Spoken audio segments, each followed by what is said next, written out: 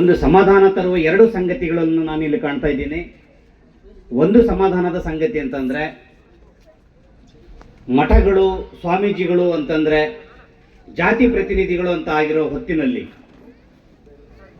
ತಮ್ಮದೇ ಜಾತಿಯಿಂದ ಏನು ಅನ್ಯಾಯ ನಡೆದರೂ ಕೂಡ ಅದನ್ನು ಖಂಡಿಸಬೇಕು ಎನ್ನುವಂತಹ ಸಂದೇಶವನ್ನು ತೆಗೆದುಕೊಂಡು, ಇಲ್ಲೇನು ಆ ರೀತಿ ಆಗಿದೆ ಅಂತ ಅಲ್ಲ, ಅಂತಹ ಒಂದು ಸಂದೇಶವನ್ನು ತೆಗೆದುಕೊಂಡು ಮಾನ್ಯ ಸ್ವಾಮೀಜಿಗಳು ಈ ವೇದಿಕೆಯಲ್ಲಿ ಇಟ್ಕೊಂಡು ಜಾತಿ ವಿರೋಧಿ ಒಂದು ಸಂದೇಶವನ್ನ ಏನು ನೀಡಿದ್ದಾರೆ, ಅದಕ್ಕಾಗಿ ನನಗೆ ತುಂಬಾ ಸಂತೋಷವನ್ನು ಅನಿಸ್ತದೆ. ಇನ್ನೊಂದು ಸಮಾಧಾನದ ಸಂಗತಿ ಏನಂತಂದ್ರೆ 70ರ ದಶಕದಿಂದ ಈ ದೇಶದಲ್ಲಿ, ಈ ರಾಜ್ಯದಲ್ಲಿ ಬಹಳ ದೊಡ್ಡ ಪ್ರಮಾಣದಲ್ಲಿ ದಲಿತ ಸ್ವಾಭಿಮಾನದ ಒಂದು ಚಳುವಳಿಯನ್ನು ಹುಟ್ಟಾಕಿರ್ತಕ್ಕಂಥ ಹಿರಿಯ ಸಂಗಾತಿ ಕೃಷ್ಣಪ್ಪನವರ ಬಾಳ ಸಂಗಾತಿ ಮತ್ತು ಚಳುವಳಿಯ ಸಂಗಾತಿ ಇಂದಿರಾ ಕೃಷ್ಣಪ್ಪನವರು ಈ ಕ್ಷಣ ತನಕ ನಮ್ಮ ಜೊತೆಗಿದಾರಲ್ಲ, ನಮಗೆ ಸ್ವಾಭಿಮಾನವನ್ನು, ಆತ್ಮವಿಶ್ವಾಸವನ್ನು ಕೊಡುವ ಸಂದೇಶವನ್ನು ತೆಗೆದುಕೊಂಡು ಬಂದಾರಲ್ಲ, ಈ ಕಾರಣಕ್ಕಾಗಿ ನನಗೆ ದೊಡ್ಡ ಸಮಾಧಾನ ಇದೆ. ಚಳುವಳಿಗಳು ನಿಲ್ಲಲ್ಲ ಎನ್ನುವಂತಹ ಸಂದೇಶ ಇವತ್ತು ಅವರಿಂದ ನಾವು ತೆಗೆದುಕೊಳ್ಳುತ್ತಿದ್ದೇವೆ. ಮೇಡಮ್, ನಿಮ್ಮ ಸ್ಫೂರ್ತಿ ನಮಗೆ ಯಾವತ್ತೂ ಇರುತ್ತೆ, ನಾವು ಈ ಚಳುವಳಿಯನ್ನು ಮುಂದುವರಿಸ್ತೇವೆ ಎನ್ನುವಂತಹ ಒಂದು ಭರವಸೆಯನ್ನು ನಾನು ಅವರಿಗೆ ಸಲ್ಲಿಸ್ತಾ ಇದ್ದೇನೆ. ಮಾನ್ಯ ಪಂಡಿತರಾದ ಸ್ವಾಮೀಜಿಗಳು ಏನು ಬಂದಿದ್ದಾರೆ, ಇವತ್ತು ಬಂದಿದ್ರು, ಇದೇ ರೀತಿಯಲ್ಲಿ ಈ ವೇದಿಕೆಯಿಂದ ಕರ್ನಾಟಕದಲ್ಲಿರುವಂತಹ ಎಲ್ಲ ಮಠಾಧೀಶರು ಮತ್ತು ಸ್ವಾಮೀಜಿಗಳಿಗೆ ಒಂದು ಕರೆಯನ್ನು ನಾನಿಲ್ಲಿ ಕೊಡ್ತೇನೆ. ನೀವು ನಿಜವಾಗಿಯೂ ಬಸವಣ್ಣನ ಪರಂಪರೆಯವರೇ ಆಗಿದ್ರೆ, ನೀವು ನಿಜವಾಗಿಯೂ ಬಸವಣ್ಣನವರ ಪರಂಪರೆಯವರೇ ಆಗಿದ್ರೆ, ಜಾತಿಯ ಆಚರಣೆಯನ್ನ ಮಾಡುವಂತಹ ಯಾರೂ ಕೂಡ ನಮ್ಮ ಮಠಕ್ಕೆ ಬರಬೇಡಿ, ಅಂಥವ್ರ ಮನೆಗೆ ನಾವು ಬರಲ್ಲ ಅಂತ ಹೇಳಿದ್ರೆ ಅವರು ನಿಜವಾದ ಬಸವಣ್ಣನ ಪರಂಪರೆಯವರು, ಅವರು ನಿಜವಾದ ಸ್ವಾಮೀಜಿಗಳು ಎನ್ನುವಂತಹ ಮಾತನ್ನ ನಾನು ಹೇಳೋದಕ್ಕೆ ಇಷ್ಟಪಡ್ತೇನೆ. ಮಾನ್ಯ ಪಂಡಿತರಾದ ಶಿವಾಚಾರ್ಯ ಸ್ವಾಮೀಜಿಗಳೇನಿದ್ದಾರಲ್ಲ, ಅವರು ಆ ಮಟ್ಟಕ್ಕೆ ಒಂದು ಆ ತರದ ಪ್ರಯತ್ನವನ್ನು ಮಾಡ್ತಾ ಇದ್ದಾರೆ ಅನ್ನುವ ಕಾರಣಕ್ಕಾಗಿ ಮತ್ತು ಅದಕ್ಕೆ ಉದಾಹರಣೆಯಾಗಿ ಇವತ್ತು ನಮ್ಮ ನಡುವೆ ಇದ್ದಾರೆ. ಬಂಧುಗಳೇ, ನಾನು ತುಂಬಾ ದೀರ್ಘವಾಗಿ ಮಾತಾಡಕ್ಕೆ ಹೋಗೋದಿಲ್ಲ. ಜಾತಿ ಅನ್ನೋದು ರೋಗ, ಜಾತಿ ಅನ್ನೋದು ರೋಗ, ಅದು ಒಂದು ಕಿರೀಟದ ತರ ಇಟ್ಕೊಂಡು ಮೆರೆದಾಡ್ತಾ ಇದ್ದಾರೆ. ಅವ್ರಿಗೆ ಹತ್ತಿರ್ತಕ್ಕಂಥ ರೋಗ ಅವರಿಗೆ ಗೊತ್ತಿಲ್ಲ. ಈ ರೋಗ, ಬೇರೆ ರೋಗ ಬಂದ್ರೆ ಯಾರಿಗೆ ರೋಗ ಬಂದಿರುತ್ತೋ ಅವ್ರನ್ನ ತಿಂದು ಹಾಕ್ತದೆ. ಆದ್ರೆ ಜಾತಿ ರೋಗ ಒಬ್ರಿಗೆ ಹತ್ಕೊಂಡ್ರೆ ಇಡೀ ಊರೇ ಹಾಳಾಗ್ತದೆ. ಜಾತಿ ಅನ್ನುವಂಥದ್ದು ವೈರಸ್ಗಿಂತನೂ ಕ್ಯಾನ್ಸರ್ಗಿಂತನೂ ಬಹಳ ದೊಡ್ಡ ರೋಗ. ಅದಕ್ಕೆ ಮುಂದುವರಿದು ನಾನು ಹೇಳ್ತೇನೆ, ಜಾತಿವಾದ ಅನ್ನೋದು ದೇಶದ್ರೋಹ. ಜಾತಿವಾದ ಅನ್ನೋದೇ ಒಂದು ದೇಶದ್ರೋಹ. ದೇಶಭಕ್ತಿ ಸಿಕ್ಕಾಪಟ್ಟೆ ದೇಶದ ಬಗ್ಗೆ ಅಭಿಮಾನದ ಮಾತುಗಳೆಲ್ಲ ಬೊಗಳೆ ಹೊಡಿತಾ ಇರುವಾಗ ಇವತ್ತು ನಾವು ಅರ್ಥ ಮಾಡ್ಕೋಬೇಕು ಬಹಳ ಸ್ಪಷ್ಟವಾಗಿ, ಅವನು ದೇಶದ್ರೋಹಿ, ಇವನು ದೇಶದ್ರೋಹಿ, ಕಂಡವರೆಲ್ಲ ದೇಶದ್ರೋಹಿ, ನಾಟಕ ಮಾಡೋರೆಲ್ಲ ದೇಶಭಕ್ತರು, ನಾಲಾಯಕರು, ಅಯೋಗ್ಯಗಳು. ಎಲ್ಲರೂ ಕೂಡ ನಾನು ದೇಶಭಕ್ತ, ನೀನು ದೇಶಭಕ್ತ, ಮನಸ್ಸಿನಲ್ಲಿ ತುಂಬಿಕೊಂಡಿರೋದೆಲ್ಲ ಕೆಟ್ಟ ವಿಷ, ಹಲಾಹಲ. ಅಂತ ವಿಷವನ್ನ ತುಂಬಿಕೊಂಡರೆ ಹೇಳ್ತೇನೆ, ಯಾರು ನಿಮ್ಮ ಮನಸ್ಸಿನೊಳಗೆ ವಿಷವನ್ನ ತುಂಬಿಕೊಂಡಿದ್ದೀರಿ, ಜಾತಿ ವಿಷವನ್ನ ತುಂಬಿಕೊಂಡಿದ್ದೀರಿ, ನೀವು ಮೊಟ್ಟ ಮೊದಲು ದೇಶದ್ರೋಹಿಗಳು ಅನ್ನುವಂಥ ಮಾತನ್ನ ನಾವು ತುಂಬಾ ಆತ್ಮವಿಶ್ವಾಸದಿಂದ ಹೇಳಬೇಕಾಗಿದೆ. ಬಂಧುಗಳೇ, ಸಂಗ್ರಹಾಲ್ ಗ್ರಾಮದಲ್ಲಿ ನಾವು ಸೌಹಾರ್ದದ ಒಂದು ಸಮಾವೇಶವನ್ನ ಮಾಡ್ತಾ ಇದ್ದೇವೆ. ನನಗೆ ತುಂಬಾ ಸಂತೋಷ ಆಗಿದೆ ಇನ್ನೊಂದು ಕಾರಣಕ್ಕೆ. ಯಾವತ್ತೂ ಕೂಡ ಅತ್ಯಂತ ಆಕ್ರೋಶದ ಮಾತನ್ನು ಮಾತಾಡ್ತಿದ್ದ ನನ್ನ ಸಂಗಾತಿ ಬಸವರಾಜ ಸುಳ್ಳಿಭಾವಿಯವರು ಇವತ್ತು ಒಬ್ಬ ಸಂತನ ಹಾಗೆ ಒಂದು ಸಂದೇಶಗಳನ್ನು ಕೊಟ್ಟಿದ್ದಾರೆ. ಮೊಟ್ಟ ಮೊದಲ ಬಾರಿಗೆ ನಾನು ಅವರ ನುಡಿಗಳಲ್ಲಿ ಅಂತಹದೊಂದು ಸಮಾಧಾನ ಮತ್ತು ದಾರ್ಶನಿಕ ದನಿಯನ್ನ ಇವತ್ತು ನಾನು ಕಂಡಿದ್ದೇನೆ. ಮೊಟ್ಟ ಮೊದಲ ಬಾರಿಗೆ ಇದು ಕಾಲ ಬದಲಾಗ್ತದೆ ಎನ್ನುವುದರ ಸಂಕೇತ. ಹಾಗಂದ ತಕ್ಷಣ ನಮ್ಮಲ್ಲಿ ಆಕ್ರೋಶ ಸತ್ತು ಹೋಗಿದೆ ಅಂತ ಅಲ್ಲ, ಹೋರಾಟ ಮಾಡೋದೇ ಇಲ್ಲ, ಅದು ಮೂಲೆ ಗುಂಪು ಆಯ್ತು ಅಂತಲ್ಲ. ಹೋರಾಟದ ವರಸೆ, ಜನಸಂಘಟನೆಯ ಭಾಷೆ ಬದಲಾಗಬೇಕಾಗ್ತದೆ. ಯಾರಿಗೆ ಯಾವ ಭಾಷೆ ಅರ್ಥ ಆಗ್ತದೋ ಅದೇ ಭಾಷೆಯಲ್ಲಿ ಮಾತಾಡಬೇಕಾಗ್ತದೆ. ಸಂಗನ ಹಾಲ್ನಲ್ಲಿ ಬಂದು ನಾವು ದೊಡ್ಡ ಕ್ರಾಂತಿಯ ಮಾತಾಡಬೇಕಾಗಿಲ್ಲ. ಅಣ್ಣ ತಮ್ಮ ನೋಡಪ್ಪ, ನಾವು ನೀವು ಒಂದೇ ಊರಾಗೆ ಹುಟ್ಟಿ ಬೆಳೆದಿದ್ದೀವಿ, ಇತ್ತಾಗ ನಮ್ಮ ಓಣಿ, ಅತ್ತಾಗ ನಿಮ್ಮ ಕೇರಿ. ರೋಡಿಗೆ ಬಂದ್ರೆ ಎಲ್ಲರೂ ರೋಡಿಗೆ ಬರಬೇಕು. ರೋಡಿಗೆ ಬಂದ್ರೆ ಎಲ್ಲರೂ ರೋಡಿಗೆ ಬರಬೇಕು, ಒಂದೇ ಅಂಗಡಿಗೆ ಹೋಗಿ ರೇಷನ್ ತಗೊಂಡು ಬದುಕಬೇಕು. ಹಂಗಾಗಿ ನಾವು ಯಾರು ಕೂಡ ಜಾತಿ ಮಾಡೋದು ಬೇಡ, ಅಣ್ಣ ತಮ್ಮಂದ್ರಂಗೆ ಬದುಕೋಣ, ಇಷ್ಟು ಸಮಾಧಾನ ಹೇಳೋದಕ್ಕಾಗಿ ದೊಡ್ಡ ಕ್ರಾಂತಿಯ ಭಾಷಣ ಮಾಡಬೇಕಾಗಿಲ್ಲ ಅನ್ನುವಂಥ ಮಾತನ್ನ ಅವರು ಹೇಳಿದ್ದಾರೆ. ಇದೇ ಭಾಷೆಯಲ್ಲಿ ನಾವು ಇವತ್ತು ಮಾತಾಡ್ತಿದ್ದೇವೆ. ಇವತ್ತು ಯಮನೂರಪ್ಪ ಕೊಲೆಯಾಗಿದ್ದಾನೆ. ಯಮನೂರಪ್ಪನನ್ನ ಕೊಂದಿರ್ತಕ್ಕಂಥ ಅವಿವೇಕಿ ಇದಾನಲ್ಲ, ಅವನ ಬಗ್ಗೆ ನಮಗೆ ಮರುಕ ಇದೆ, ಅವನ ಬಗ್ಗೆ ನಮಗೆ ಕರುಣೆ ಇದೆ, ಅವನ ಬಗ್ಗೆ ಕೂಡ ನಮಗೆ ಮರುಕ ಇದೆ. ಆದ್ರೆ ನಾವು ಯಾರೂ ಕೂಡ ಯೇಸು ಕ್ರಿಸ್ತನ ಅಪರಾವತಾರಗಳಲ್ಲ. ದೇವರೇ ಅವನು ತಪ್ಪು ಮಾಡಿದ್ದಾನೆ, ಅವನಿಗೆ ಗೊತ್ತಿಲ್ಲ, ಅವನನ್ನು ಕ್ಷಮಿಸಿಬಿಡು ಅನ್ನೋದಕ್ಕೆ. ನಾವು ಈಗ ಏನು ಹೇಳ್ತೇವೆ, ಅವನು ಅವಿವೇಕಿ, ಅವನು ತಪ್ಪು ಮಾಡಿದ್ದಾನೆ, ಅವನಿಗೆ ಶಿಕ್ಷೆ ಆಗಲಿ, ಅವನು ತಪ್ಪು ಮಾಡಿದ್ದಾನೆ, ಅವನಿಗೆ ಶಿಕ್ಷೆ ಆಗಲಿ. ಆದ್ರೆ ಅವನು ತಪ್ಪು ಮಾಡಿದ್ದಾನೆ ಅಂದ ತಕ್ಷಣನೇ ಅವನ ಜಾತಿಯನ್ನು ಹಿಡ್ಕೊಂಡು ಎಲ್ಲರನ್ನು ದ್ವೇಷ ಮಾಡೋದು ಬೇಡ ಎನ್ನುವಂತ ಸಂದೇಶವನ್ನ ನಾವು ಈ ವೇದಿಕೆಯಿಂದ ಕೊಡ್ತೇವೆ. ನಾವು ಜಾತಿ ದ್ವೇಷದ ಮಾತುಗಳನ್ನು ಹೇಳೋಕೆ ಬಂದಿಲ್ಲ. ಮೇಲ್ಜಾತಿ ಕೆಳಜಾತಿಯವರು ಸೇರ್ಕೊಂಡು ಸಂಘರ್ಷ ಮಾಡ್ರಿ ಅನ್ನುವಂತ ಸಂದೇಶ ಕೊಡಕ್ ಬಂದಿಲ್ಲ. ಮೇಲ್ಜಾತಿ ಅನ್ನುವಂಥದ್ದೇ ದೊಡ್ಡ ಭ್ರಮೆ. ಯಾವನಿಗೂ ಮೇಲು ಜಾತಿ ಅನ್ನೋದಿಲ್ಲ.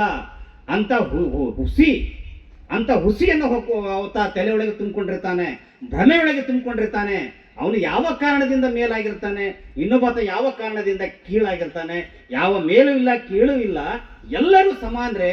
ಈ ಮೇಲು ಎನ್ನುವಂತಹ ಅಹಂಕಾರದ ಮದ ನಿಶೆ ಹೆಂಡ ಮೆದುಳಿಗೆ ಏರ್ಸ್ಕೊಂಡಿದ್ದೀರಲ್ಲ, ಈ ಮೆದುಳಿಗೆ ಇರ್ತಕ್ಕಂಥ ನಿಶೆಯನ್ನ ಕಳ್ಕೊಂಡು ನಾವು ನೀವು ಒಂದೇ ಅಂತ ಹೇಳಿ ಯಾರು ದೊಡ್ಡ ಜಾತಿಯವರು ಅಂತ ಅನ್ಕೊಂಡಿದ್ದೀರಲ್ಲ, ಅವ್ರೆಲ್ಲರೂ ಸಮಾನವಾಗಿ ನೋಡ್ರಪ್ಪ ಅಣ್ಣಂದ್ರ ಅಂತ ಹೇಳೋದಕ್ಕೆ ಈ ಸಮಾವೇಶ ನಾವು ಇವತ್ತು ಮಾಡ್ತಾ ಇದ್ದೇವೆ. ಹಾಗಂದ ತಕ್ಷಣ ಕೆಳ ಜಾತಿಯವರೆಲ್ಲ ಮತ್ತೆ ಡೊಗ್ಗು ಸಲಾಂ ಹಾಕೊಂಡು ನಾವು ಬದುಕಬೇಕು ಅಂತಾನು ನಾನು ಹೇಳ್ತಾ ಇಲ್ಲ, ಅಥವಾ ಬದುಕ್ತಾರೆ ಅಂತ ನೀವು ಕೂಡ ಹಂಗ ಅನ್ಕೋಬೇಕಾಗಿಲ್ಲ. ಕಾಲ ಬದಲಾಗಿದೆ, ಕಾಲ ಬದಲಾಗಿದೆ. ಈ ಹಿಂದೆ ಎಷ್ಟೋ ಕೊಲೆಗಳಿಂತವಾಗಿರ್ಬೋದು, ಎಷ್ಟೋ ಅತ್ಯಾಚಾರಗಳಾಗಿರ್ಬೋದು, ಎಲ್ಲ ಮುಚ್ಚೋಗಿರ್ಬೋದು. ಆದ್ರೆ ನಿಮಗೆ ಇದು ಅರ್ಥ ಆಗ್ಬೇಕು. ಒಬ್ಬ ಯಮನೂರಪ್ಪ ಇವತ್ತು ಸತ್ತಿದ್ರಲಿಂದ ಯಾವ್ಯಾವುದೋ ಊರಿನಿಂದ, ಜಿಲ್ಲೆಯಿಂದ, ರಾಜ್ಯದಿಂದ ನಾವಿವತ್ತು ಬಂದು ಈ ಊರೊಳಗಡೆಗೆ ಇಲ್ಲಿ ಮುಷ್ಕರ ಹುಡ್ತಾ ಇದ್ದೇವೆ, ನ್ಯಾಯಕ್ಕಾಗಿ ಕೇಳ್ತಾ ಇದ್ದೀವಿ ಅಂತಂದ್ರೆ ಇನ್ನು ಮೇಲೆ ಈ ಜಾತಿ ಅಟ್ಟಹಾಸ ನಡೆಯೋದಿಲ್ಲ, ಜಾತಿ ಭ್ರಮೆ ನಡೆಯೋದಿಲ್ಲ. ಜಾತಿ ಕಾರಣದಿಂದ ಅನ್ಯಾಯ ಮಾಡೋರು ಜೈಲ್ ಸೇರ್ಬೇಕಾಗುತ್ತೆ ಎನ್ನುವಂತಹ ಸಂದೇಶವನ್ನ ನಾವಿವತ್ತು ಕೊಡಬೇಕಾಗ್ತದೆ ಬಂಧುಗಳೇ. ಆ ಕಾರಣಕ್ಕಾಗಿ ಇದೇನು ಜಾತಿ ಅನ್ನಂಥದ್ದು ಏನಿದೆಯಲ್ಲ, ಮೆದುಳಿಗೆ ಏರಿದ ರೋಗ ಅಂತ ನಾನು ಹೇಳಿದ್ದೀನಲ್ಲ, ಈ ಮೆದುಳಿನಲ್ಲಿ ಅಹಂಕಾರ ಎನ್ನುವಂಥದ್ದು ಈ ಹಿಲಾಲ್ ತರ ಉರಿತಾ ಇರ್ತದೆ. ಯಾವಾಗ್ಲೂ ಕೂಡ ಬೆಂಕಿಯ ಕೊಳ್ಳಿ ಇಲ್ಲಿ ನೆತ್ತಿಯಲ್ಲಿ ಉರಿತಾ ಇರ್ತದೆ. ಹಾಗಾಗಿ ಈ ನೆತ್ತಿಯಲ್ಲಿರ್ತಕ್ಕಂಥ ಜಾತಿಯ ಬೆಂಕಿ ಕೊಳ್ಳಿಯನ್ನ ನಾವು ಹೃದಯದಲ್ಲಿರ್ತಕ್ಕಂಥ ನೀರಿನಿಂದ ನಾವು ಆರಿಸಬೇಕಾಗಿದೆ ಎನ್ನುವಂತ ಸಂದೇಶವನ್ನ ಈ ಸಂದರ್ಭದಲ್ಲಿ ಕೊಡ್ತೇನೆ. ನೆತ್ತಿಗೆ ನೆತ್ತಿಯ ಉತ್ತರ ಅಲ್ಲ, ನೆತ್ತಿಯ ಮದಕ್ಕೆ ನೆತ್ತಿಯ ಮದದಿಂದನೇ ಉತ್ತರ ಕೊಡಕ್ಕೆ ಆಗೋದಿಲ್ಲ. ಅದರ ಬದಲಾಗಿ ಹೃದಯದಲ್ಲಿರ್ತಕ್ಕಂಥ ಪ್ರೀತಿಯನ್ನ ಹಂಚಿ, ಹೃದಯದಲ್ಲಿರ್ತಕ್ಕಂಥ ಪ್ರೀತಿಯನ್ನ ಹಂಚಿ ನಾವು ಈ ಬೆಂಕಿಯನ್ನ ಆರಿಸ್ತೇವೆ ಎನ್ನುವಂತ ಸಂದೇಶವನ್ನ ನಾವು ಈ ಸಮಾರಂಭದಲ್ಲಿ ಕೊಡಕ್ಕೆ ಬಂದಿದ್ದೇವೆ. ಹಾಗಾಗಿ ಎಲ್ಲರೂ ಕೂಡ ಇವತ್ತು ಅರ್ಥ ಮಾಡ್ಕೋಬೇಕು, ಜಾತಿ ಇನ್ನು ಮುಂದೆ ನಡೆಯಲ್ಲ. ಯಾರಾದ್ರೂ ಜಾತಿ ಮಾಡಿದ್ರೆ ನಾವು ಅದಕ್ಕೆ ಉತ್ತರವನ್ನ ಕೊಡ್ತೇವೆ. ಸ್ವಾತಂತ್ರ್ಯ ಬಂತು, 72 ವರ್ಷ ಆಯ್ತು, 75 ವರ್ಷ ಆಯ್ತು, 77 ವರ್ಷ ಆಯ್ತು, ನಂಬರ್ ಎಣಿಸ್ಕೊಂತ ಹೋಗೋದೆ ನಂಬರ್. ಇದು ನಾಳೆ 100 ಆಗ್ತದೆ, 120 ಆಗ್ತದೆ, 150 ಆಗ್ಬೋದು. ತಗೊಂಡು ಏನ್ ಮಾಡಬೇಕು? ಬಾಬಾ ಸಾಹೇಬ್ರು ಏನ್ ಹೇಳಿದ್ರು, ಎಲ್ಲಿವರೆಗೂ ಜಾತಿ ಅನ್ನುವಂಥದ್ದು ನಾಶ ಆಗೋದಿಲ್ವೋ ಅಲ್ಲಿವರೆಗೂ ನನ್ನ ಭಾರತ ಉದ್ಧಾರ ಆಗೋದಿಲ್ಲ. ಸಮಾನತೆ ಅನ್ನುವಂಥದ್ದು ಬರೀ ರಾಜಕೀಯ, ನಾನು ಓಟ್ ಹಾಕ್ತೀನಿ, ನೀನು ಓಟ್ ಹಾಕ್ತೀನಿ, ನಾವೆಲ್ಲರೂ ಒಂದೇ. ಹೆಂಗ್ ಓಟ್ ಆಗ್ತದೆ? ಓಟ್ ಹಾಕೋದ್ರ ಮುಖಾಂತರ ಸಮಾನತೆ ಬರ್ಬೇಕನ್ನಂಗಿದ್ರೆ ಯಾವತ್ತೂ ದೇಶ ಉದ್ಧಾರ ಆಗ್ಬೇಕಾಗಿತ್ತು. ಅಲ್ಲ, ಓಟ್ ಹಾಕೋದ್ರ ಮುಖಾಂತರ ಸಮಾನತೆ ಬರಲ್ಲ. ಅದಕ್ಕೆ ರಾಜಕೀಯ ಸಮಾನತೆ ಅಂತ ಕರೀತಾರೆ. ರಾಜಕೀಯ ಸಮಾನತೆ ಅಂತಂದ್ರೆ ಅರ್ಪಾವು ಸೇರಲ್ಲ, ಅದು ಅರ್ಪಾವು ಯಾವತ್ತೂ ಕೂಡ ಸೇರಲ್ಲ. ಅದಕ್ಕಾಗಿ ಸೇರ ಆಗ್ಬೇಕು ಅಂತಂದ್ರೆ ಸಾಮಾಜಿಕ ಸಮಾನತೆ ಬರಬೇಕು. ಸಾಮಾಜಿಕ ಸಮಾನತೆ ಬರದೆ ರಾಜಕೀಯ ಸಮಾನತೆ ಅನ್ನೋದು ಐತಲ್ಲ, ಇದೊಂದು ಮೋಸ. ಹಾಗಾಗಿ ಸಾಮಾಜಿಕ ಸಮಾನತೆಯನ್ನು ತರುವ ಕಡೆಗೆ ನಮ್ಮ ಪಯಣ ಏನಿದೆಯಲ್ಲ, ಅದರ ಒಂದೊಂದೇ ಹೆಜ್ಜೆ ಗುರುತುಗಳು ಇಂತಹ ಸಮಾವೇಶಗಳು ಅಂತ ನಾವು ಇವತ್ತು ಭಾವಿಸಿದ್ದೇವೆ. ಹಾಗಾಗಿ ಮೊನ್ನೆ ಸಿಟಿ ಒಳಗೆಲ್ಲ ನಿಂತ್ಕೊಂಡು ಏನದು ರೋಡ್ನಲ್ಲಿ ಸರ್ಕಲ್ನಲ್ಲಿ ಕೈಗೆ ಕೈ ಜೋಡಿಸಿ ಪ್ರಜಾಪ್ರಭುತ್ವದ ದಿನ ಅಂತ ಹೇಳಿ ಏನು ನಾವೆಲ್ಲ ಫೋಟೋ ತೆಗೆಸ್ಕೊಂಡಿದೀವಲ್ಲ, ಕೈಗೆ ಕೈ ಹಿಡ್ಕೊಂಡು ಬರ್ರಿ ಇಲ್ಲಿ ಕೆರೆಯಾಗಿ ನಿಂತ್ಕೊಂಡು ಕೈಗೆ ಕೈ ಹಿಡ್ಕೊಂಡಿಲ್ಲಣ್ಣ. ಕೆರೆಯಾಗ ಕೈ ಹಿಡ್ಕೊಂಡು ನಿಲ್ಲೋ ಅಷ್ಟು ಬರ್ಲಿ. ಇವತ್ತು ಕೆರೆಯಾಗಿರ್ತಕ್ಕಂಥ ಕೈಗಳಿಗೆ ಗಲ್ಲಿಗಳಿರ್ತಕ್ಕಂಥ ಕೈ ಜೊತೆಗೆ ಆಗೋಲ್ವು. ಕೈ ಹಂಗೆ ಮುಂದಕ್ಕೆ ಹೋಗೋಲ್ವು, ಹಿಂದಕ್ಕೆ ಸರಿತವು. ಇಂಥ ಪರಿಸ್ಥಿತಿಯಲ್ಲಿ ಊರೊಳಗೆ ಅದಾವು, ಹಳ್ಳಿಗಳಲ್ಲಿದ್ದಾವೆ. ಆದರೆ ಸಿಟಿ ಒಳಗೆ ಸರ್ಕಲ್ಗಳಲ್ಲಿ, ದೊಡ್ಡ ದೊಡ್ಡ ಸರ್ಕಲ್ಗಳಲ್ಲಿ ಕೈ ಹಿಡ್ಕೊಂಡು ಪ್ರಜಾಪ್ರಭುತ್ವ ಕಟ್ಟಕ್ಕಾಗಲ್ಲ. ಎಲ್ಲಿವರೆಗೂ ಕೇರಿ ಗಲ್ಲಿಗಳಲ್ಲಿ ಕೈಗೆ ಕೈ, ಮನಸ್ಸಿಗೆ ಮನಸ್ಸು, ಮೈಗೆ ಮೈ ಕೂಡೋದಿಲ್ವೋ ಅಲ್ಲಿವರೆಗೂ ಈ ದೇಶದಲ್ಲಿ ಸಮಾನತೆ ಬರೋದಕ್ಕೆ ಸಾಧ್ಯ ಆಗೋದಿಲ್ಲ. ಕೈಗೆ ಕೈ ಕೂಡಬೇಕು, ಮನಸ್ಸಿಗೆ ಮನಸ್ಸು ಕೂಡಬೇಕು, ಮೈಗೆ ಮೈ ಕೂಡಬೇಕು, ಅಂತರ್ಜಾತಿ ವಿವಾಹಗಳು ಆಗಬೇಕು. ಆ ಅರ್ಥದಲ್ಲಿ ನಾನು ಹೇಳ್ತಾ ಇದ್ದೇನೆ, ಕೂಡಬೇಕು. ಅಲ್ಲಿವರೆಗೂ ಸಮಾನತೆ ಬರೋಕ್ಕೆ ಸಾಧ್ಯ ಇಲ್ಲ. ಯಮನೂರಪ್ಪನ ಪಕ್ಕಕ್ಕೆ ಇನ್ನೊಬ್ಬ ನನ್ನ ಸಹೋದರಿಯ ಫೋಟೋ ಇದೆ, ಅಲ್ಲಿ ಇನ್ನೊಬ್ಬ ಸಹೋದರಿಯ ಫೋಟೋ ಇದೆ. ಅಂತರ್ಜಾತೀಯ ಮದುವೆ ಆಗಿದ್ದಾಳೆ ಅನ್ನೋ ಕಾರಣಕ್ಕಾಗಿ ಆಕೆ ಇವತ್ತು ಪ್ರಾಣ ಕಳ್ಕೊಂಡಿದ್ದಾಳೆ. ಇವತ್ತಿಗೂ ಕೂಡ ಹಳ್ಳಿಗಳಲ್ಲಿ, ನಗರಗಳಲ್ಲಿ ಅಂತರ್ಜಾತಿ ವಿವಾಹ ಆಗೋದಕ್ಕೆ ಜೀವ ಕಳ್ಕೊಳ್ತಾ ಇದ್ದಾರೆ ನನ್ನ ತಮ್ಮಂದ್ರು, ನನ್ನ ತಂಗಿಯಂದ್ರು. ಇದ್ರ ಬಗ್ಗೆ ಕೂಡ ನಾವು ಯೋಚನೆ ಮಾಡಬೇಕಾಗಿದೆ. ಹಾಗಾಗಿ ಬಂಧುಗಳೇ, ನಾನು ಸುದೀರ್ಘವಾಗಿ ಮಾತಾಡಕ್ಕೆ ಹೋಗೋದಿಲ್ಲ. ಅಂತರ್ಜಾತಿ ವಿವಾಹ, ಜಾತಿ ವಿನಾಶ ಆಗಬೇಕು ಅಂತಂದ್ರೆ ಅಂತರ್ಜಾತಿ ವಿವಾಹಗಳು ಕೂಡ ಒಂದು ವಿಧಾನ ಎನ್ನುವಂತಹದ್ದನ್ನ ಬಾಬಾ ಸಾಹೇಬರು ತೋರಿಸ್ಕೊಟ್ಟಿದ್ದಾರೆ. ಬಾಬಾ ಸಾಹೇಬರ ವಿಚಾರದ ಮೇಲೆ ನಂಬಿಕೆ ಇಟ್ಟಿರ್ತಕ್ಕಂಥ ಅನೇಕ ಸಂಗಾತಿಗಳು, ನಮ್ಮ ಹಿರಿಯರು ಅಂತರ್ಜಾತಿ ವಿವಾಹವನ್ನಾಗಿ ಆನಂದದಿಂದ ತುಂಬಾ ಸಮೃದ್ಧವಾದ ಒಳ್ಳೆಯ ಬದುಕನ್ನ ಬದುಕಿದ್ದಾರೆ. ಅಂಥವರೆಲ್ಲರೂ ಕೂಡ ನಮ್ಮ ನಡುವೆ ಇದ್ದಾರೆ. ಹಾಗಾಗಿ ಅಂತರ್ಜಾತಿ ವಿವಾಹ ಕೂಡ ಅದು ತುಂಬಾ ಸುಖಕರವಾದ ಬದುಕನ್ನು ನಡೆಸ್ತದೆ ಎನ್ನುವಂಥದ್ದಕ್ಕೆ ಉದಾಹರಣೆಯಾಗಿದ್ದಾರೆ. ಹಾಗಾಗಿ ಅಂತಹ ಸಂದೇಶವನ್ನು ಕೂಡ ನಾವು ಒಯ್ಯೋದಕ್ಕೆ ಈ ವೇದಿಕೆ ಮುಖಾಂತರ ನಾನು ಹೇಳೋದಕ್ಕೆ ಇಷ್ಟಪಡ್ತೇನೆ.